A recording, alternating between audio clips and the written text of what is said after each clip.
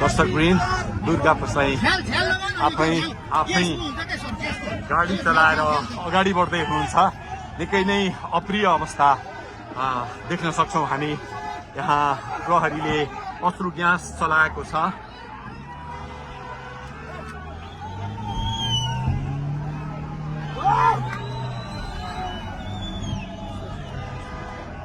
यो तीनकुनेको सडक हो, तीनकुने क्षेत्र हो।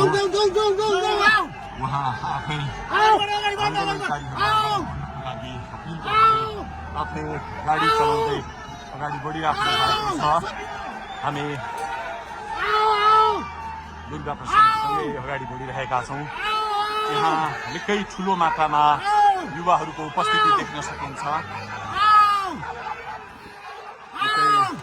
ठुलो मात्रामा युवाहरूको उपस्थिति, प्रहरीको बार तोडेर दुर्गा प्रसाई आफै अगाडि बढ्दै हुनुहुन्छ।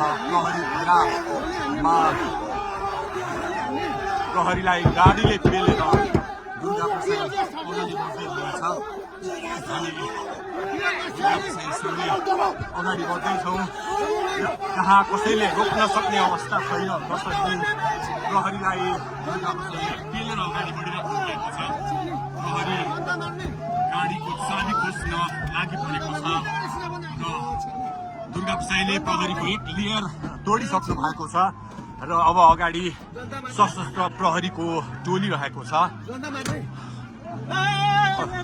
उहाँ अगाडि बढिराख्नु भएको छ। यो गाडीमाथि प्रहरीले अन्धाधुन्दा लाठीचार्ज गरिरहेको छ। तपाईँ देख्न सक्नुहुन्छ दुर्गा प्रसाईको गाडीलाई प्रहरीले रोकिराखेको अवस्था। उहाँले यो प्रहरीका सम्पूर्ण सुरक्षा घेरा तोडेर दुर्गा प्रसाई अगाडि बढ्नु भएको छ र यति बेला तीनकुनेको यो पुलबाट अगाडि बढिसकेको छ। यो दृश्य अगाडिपट्टि